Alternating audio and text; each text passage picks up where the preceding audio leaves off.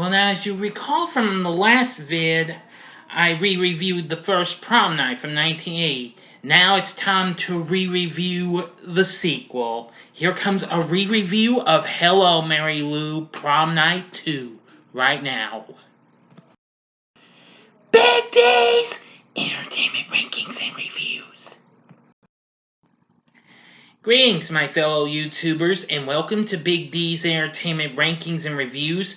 My name is Doyle, better known to you as the Big D, and this time around I bring to you a re-review of the 1987 Canadian supernatural slasher flick, Hello, Mary Lou, Prom Night II, which was originally released by North Star in Canada and by the Samuel Goldwyn Company in the US.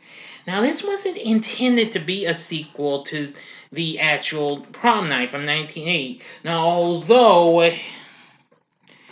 it does take place at the same school the original took place at, but this was originally intended to be a standalone film titled The Haunting of Hamilton High, but was refitted and retitled in order to capitalize on the success of the original. Despite this, I've mentioned the only connection between the two narratives is that they occur in the same high school. Now, follows a high school student who becomes possessed by a student who died at her high school prom in 1957. The movie is directed by Bruce Pittman, starring Michael Ironside, Wendy Lyon, Justin Lewis, and Lisa Schrag. Anyway, the film did get a little bit of mixed reviews from everyone, with many drawing stylistic comparisons to various other films of the era, ranging from David Lynch's Blue Velvet to its horror contemporaries, Carrie and Nightmare on Elm Street, which, of course, Carrie, the original was more like that, but anyway.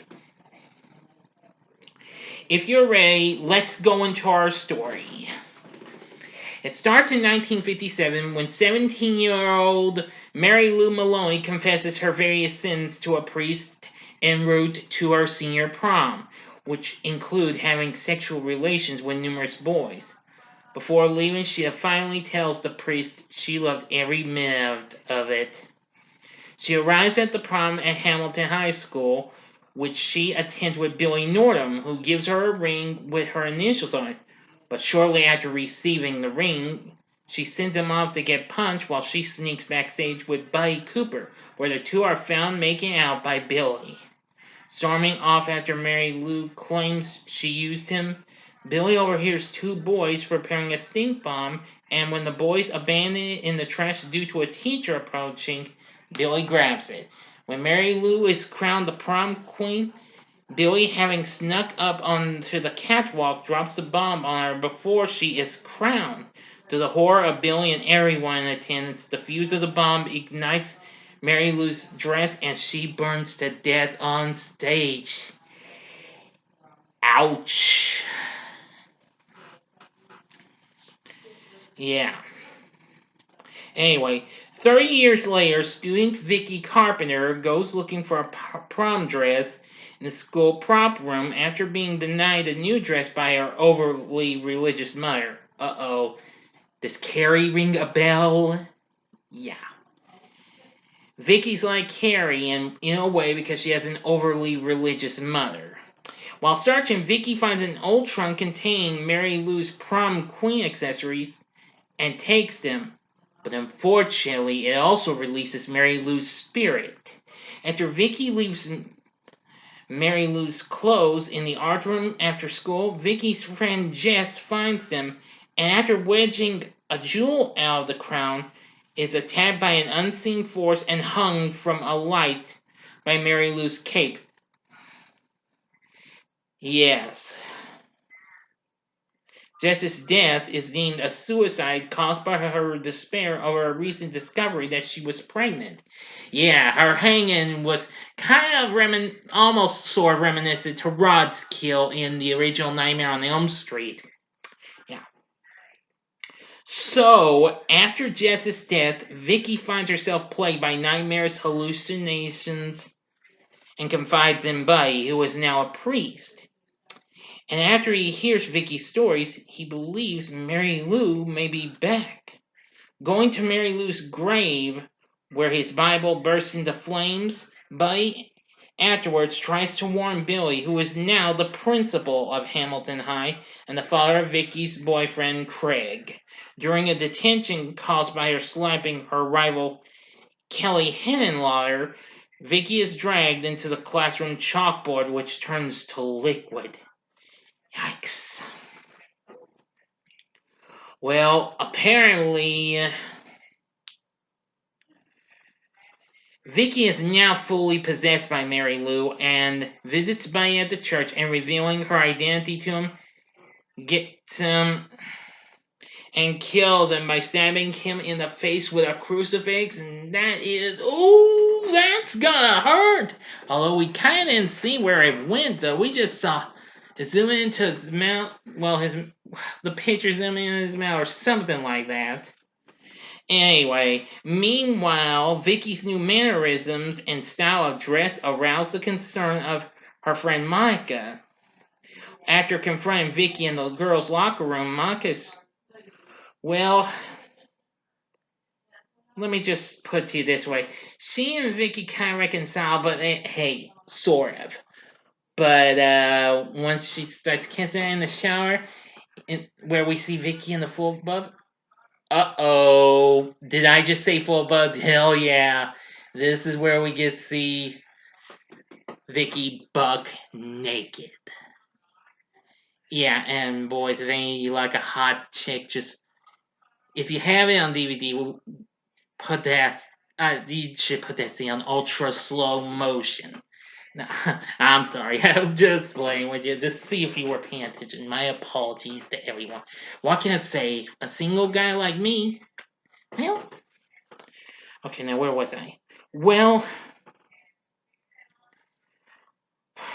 Mike is frightened into hiding from Vicky in a locker. Yes, while Vicky continues to walk through in the full buff. Yeah. But we soon see her in a towel before she kills her as she crushes Mike, making the locker collapse in on her. Kind of like sort of a squeeze play or something like that. You know, and oh, yeah, that's got hurt. Yikes. After that, Vicky seduces Craig and lures him away under the pretense of having sex, only to knock him unconscious, and afterward confront and taunt Billy, revealing her identity to him.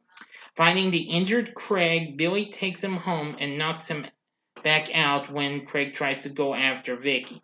With Craig unconscious, Billy digs up Mary Lou's grave and finds the dead Buddy in the coffin.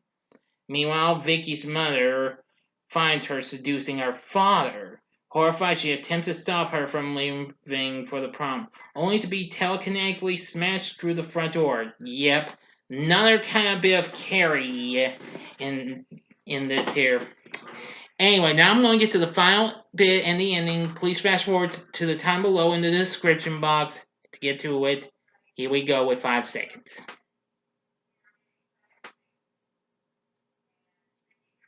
Okay, you've been warned. Now, arriving at the prom, Vicky enjoys the festivities while Kelly, in order to become prom queen, fellates tally counter and Monica's new boyfriend, Josh, as a bribe. When Josh changes the outcome of the votes to make Kelly winner, Vicky somehow uses her power to make him dead wrong and electrocutes him through the computer and changes the outcome. Yeah, gets fried big time. When she is crowned prom queen, Vicky goes up on stage, but is shot by Billy moments before getting the crown. To the horror of the crown, arriving after the shooting and approaching what happens to be the dying Vicky, Craig is knocked back when Vicky morphs into the charred corpse of Mary Lou. In the havoc, Kelly is stabbed and apparently killed by a falling light fixture, and Craig is chased into the school prop room by Mary Lou, who opens up a vortex to the underworld that begins to suck Craig in. Before he is pulled through the gateway, Billy arrives and places a crown on Mary Lou and kisses her, apparently appeasing her spirit, which vanishes, releasing Vicky. With Mary Lou gone, Vicky and Craig leave with Billy, get into his car. When Billy turns on the radio, Mary Lou's signature song, which is Hello Mary Lou, plays. And he's like, they're playing our song. Revealing he is wearing Mary Lou's ring and apparently possessed by her, Billy drives off with the terrified Vicky and Craig. End of story.